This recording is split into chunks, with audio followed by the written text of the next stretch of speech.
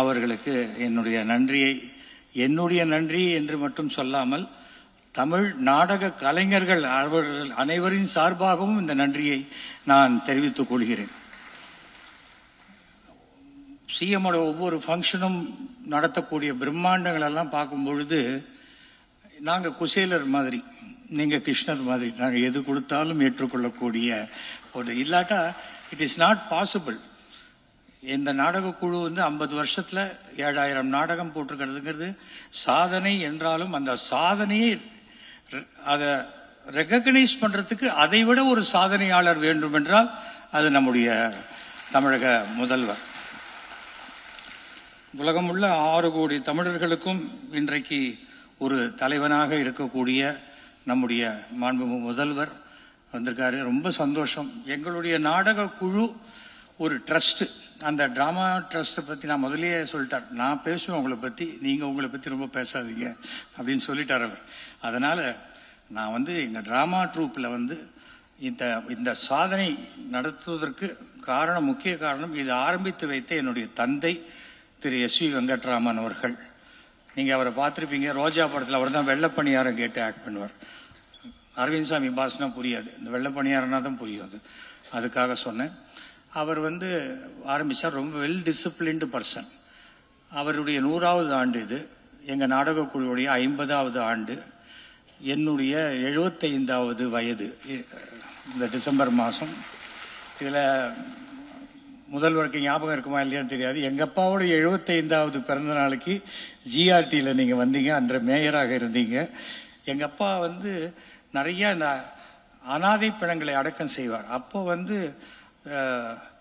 நம்முடைய முதல்வர்கிட்ட சொல்லி அந்த டெட் பாடிக்கெல்லாம் ஒரு ஒயிட் காடா துணி வேணும் அப்படின்னு சொல்லி அன்னைக்கு சொல்றார். அடுத்த நாளே அத்தனை ஹாஸ்பிட்டல்லையும் அந்த அந்த அனாதை பிணங்களுக்கு அந்த ஒயிட் காடா துணி இருந்தது. அதே போல நான் எம்எல்ஏவாக இருந்தபோது, துணை முதல்வராக இருந்தபோது, அப்போ நான் கேட்டேன், சுடுகாட்டில் வேலை செய்யக்கூடிய வெட்டியான்களை அரசு ஊழியராக்கணும், பிணம் வந்தாதான் பணம் அப்படின்னு இருக்கு அப்படின்னு. அது அடுத்த அந்த செஷன் முடிஞ்சு ஒரு வாரத்துக்குள்ள அவர்களை அரசு ஊழியராக்கி இன்று வரை அரசு சம்பளம் பெற்றுக் கொண்டிருக்கிறார்கள். இப்ப அவங்களும் எல்லாரும் நல்லா இருக்கணும் தான் வாழ்த்துவாங்க. காலையில எழுந்தோன்னே 2 பணமாவது வந்தாதான் இன்னைக்கு நமக்கு வாழ்க்கைன்னு நினைக்கிறது இல்லை. ஏன்னா எப்படி மருத்துவர்கள் நோயாளிகளோடய வாழ்றாங்களோ அது மாதிரி இவங்க இறந்தவர்களோடையே வாழ்ந்து கொண்டிருக்கக்கூடியவர்கள். அவர்களுக்கு உண்டானது பண்ண முடிஞ்சது. எனக்கு எங்க நாடக குழுவின் மூலம் வரக்கூடிய பணத்தை வைத்து வருஷத்துக்கு 100 ஸ்டூடெண்ட்ஸுக்கு நாங்கள் ஃபீஸ் கட்டுறோம், புக்ஸ் வாங்கி தரோம், யூனிஃபார்ம்ஸ் வாங்கி தரோம். வருஷத்துக்கு 200 பேருக்கு ஃப்ரீயா கேட்ராக்ட் ஆபரேஷன் பண்றோம். அப்புறம் blood donation, eye donation, juvenile diabetes, குழந்தைகளுக்கு ஏற்படக்கூடிய சர்க்கரை குறைபாடு போன்ற விழிப்புணர்வு முகாம்களுக்கெல்லாம் ஏற்பாடு பண்ணி கொடுக்குறோம். எல்லாவற்றையும் தாண்டி கவர்மெண்ட் ஹாஸ்பிட்டல்லேருந்து நாங்கள் அங்கு உள்ள அடையாளம் அனாதை பிணமும் சொல்ல முடியாது, ஏன்னா அனாதையாக யாரும் இறக்கிறது இல்லை, ஆதரவு இல்லாமல் இறக்கிறார்கள். அப்படிப்பட்ட 600 ஆதரவற்ற பிணங்களை கொண்டு நாங்கள் எங்கள் சொந்த செலவில் அடக்கம் செய்திருக்கின்றோம். இதெல்லாம் தான் நாங்கள் பண்ணிட்டு இருக்கோம். அதுக்கு நிறைய எத்தனையோ ஸ்பான்சர்ஸ்லாம் இருக்காங்க. அங்கே சிவராமன் தமயந்தின்னு 2 பேர் உட்காந்துருக்காங்க. எங்கள் ட்ராமாவுக்கு வருவாங்க, பார்ப்பாங்க, என்ன கர்டன் ஓரமாக கிழிஞ்சிருக்கு அப்படின்ட்டு ஒரு 50,000 ரூபாய்க்கு செக் கொடுத்துட்டு போவாங்க. நான் சொன்னேன், ஓரமாக கிழிஞ்சிருந்தா 10 ரூபாய்க்கு தைச்சிட்டு போகிறோம், இதுக்கு 50,000 ரூபா கொடுக்குறீங்க? இல்லை, நீங்கள் வேற சேரிட்டிலாம் பண்ணுங்கன்னு சொல்லி. அதே போல எனக்கு மாண்புமிகு தமிழக முதல்வருக்கு இந்த மேடையில் மிகப்பெரிய நன்றியை நான் சொல்ல கடமைப்பட்டிருக்கின்றேன். கலைமாமணி அவார்டு ரொம்ப வருஷமா கொடுத்துட்டு இருக்காங்க. கலைமாமணி அவார்டுங்கிறது அன்னைக்கு கிடைக்கக்கூடிய ஒரு விருது. அடுத்த நாள் பேப்பர்ல அது பழைய அன்னைக்கு வரும் நியூஸ், அதுக்கு அடுத்த நாள் பழைய நியூஸா போயிடும். அப்போதான் நான் முதலமைச்சருக்கு ஒரு கடிதம் எழுதினேன். கலைமாமணி பரிசு பெற்றவர்களுக்கு ஒரு வாழ்நாள் கௌரவமாக அவர்கள் தமிழக பஸ்ல இலவசமாக பயணம் செய்வதற்கு நீங்கள் அனுமதிக்க வேண்டும்னு கேட்டேன்.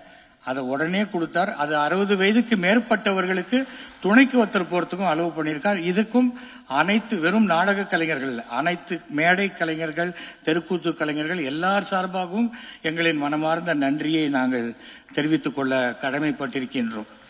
காரணம், நமக்கு ஒண்ணு வேணும்னு ஒண்ணு இருக்கு, பக்கத்து இலைக்கு பாயசம் கேட்கறதுன்னு ஒண்ணு இருக்கு.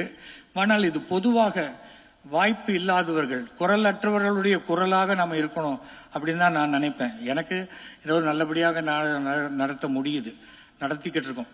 இன்னைக்கு ஒரு வீக் டே, டிராபிக் அந்த மாதிரி இருக்கு. நமக்கு முன்னெல்லாம் அரை மணி நேரத்தில் போயிடலாம்னு சொல்லுவோம். இல்லை, நான் கிளம்பிட்டேன்னு தான் சொல்றாங்க. இப்போ அரை மணி நேரத்தில் வர முடியுமா முடியாதான்னு தெரியாது. நான் 8th பக்கம் தான் இருக்கேன், வந்துருவேங்கிறாங்க. வரத்துக்கு அரை மணி நேரம் ஆகுது. ஏன்னா போய் யூட்டர்ன் எடுத்துட்டு வருது. ஆனால் மெட்ரோ வருது. தமிழ்நாட்டில் மெட்ரோ வந்த பிறகு இந்தியாவின் மிகச்சிறந்த தலைநகரங்களில் சென்னை ஒன்றாக இருக்கும். அதில் எந்த டவுட்டும் கிடையாது. நான் எத்தனையோ நாடுகளுக்கு போய் நாங்கள் நாடகம் போட்டிருக்கோம். East or west, our India is best. North or south, our Tamil Nadu is the best. அதில் எந்த மாற்று கருத்தும் கிடையாது. அதுக்கு மேலே மாற்று கருத்து சொன்னால் அவங்களுக்கு ஏதோ மாறுபட்ட கண், அவ்வளோதான். அதுக்கு மேலே இல்லை. அதுக்கு நம்ம எதுவும் அதுக்கு மேலே சொல்ல முடியாது. உடனே நான் சவுக்கால் அடிச்சுக்கிறேன்பாங்க. அதனால அதெல்லாம் நம்ம சொல்லக்கூடாது. ஆனால் அந்த எனக்கு தெரிஞ்சு வலிக்காத சவுக்குங்கிறது தமிழ்நாட்டில் கோயம்புத்தூரில் மட்டும்தான் பண்ணுறாங்க. நான் அரசியலே பேசக்கூடாதுன்னு தான் இருக்கேன். ஆனால் சவுக்கு சீப்பாக கிடைக்குதுன்ட்டு தான் சொன்னேன்.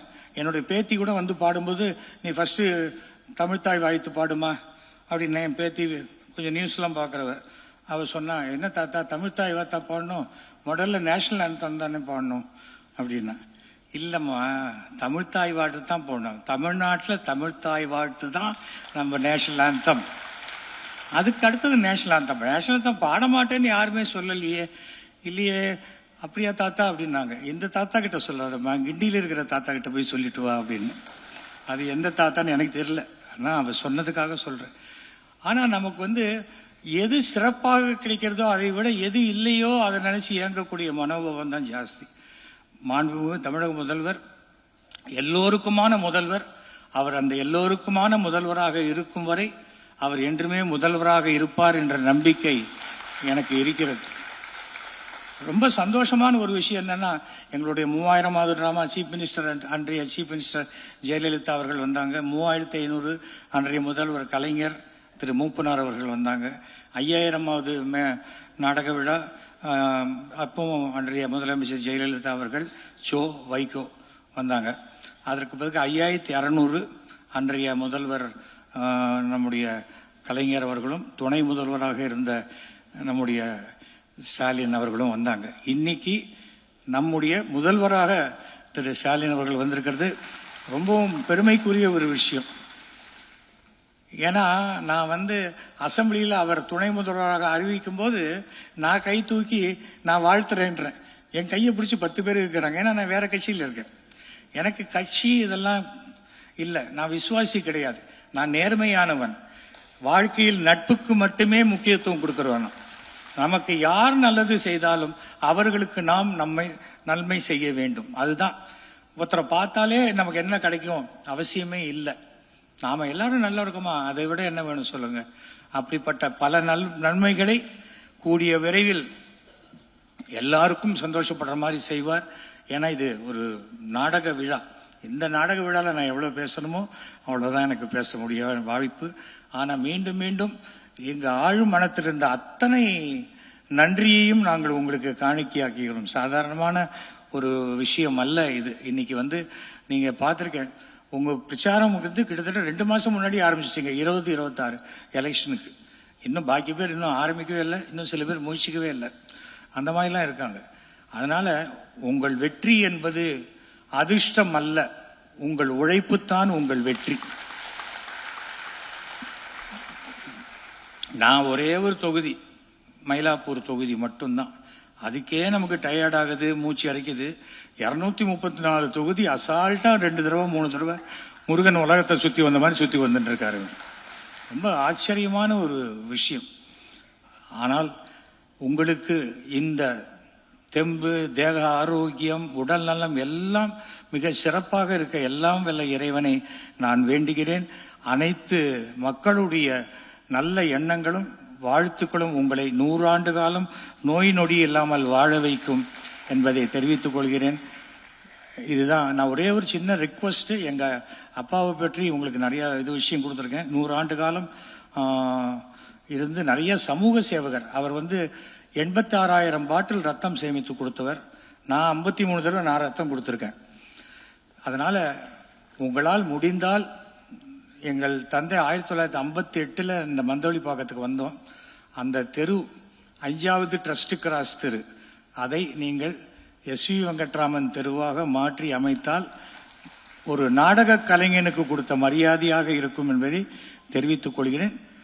நீங்கள் இது ஒரு சின்ன ரிக்வெஸ்ட் தான். அனைவருக்கும் நன்றி, வணக்கம்.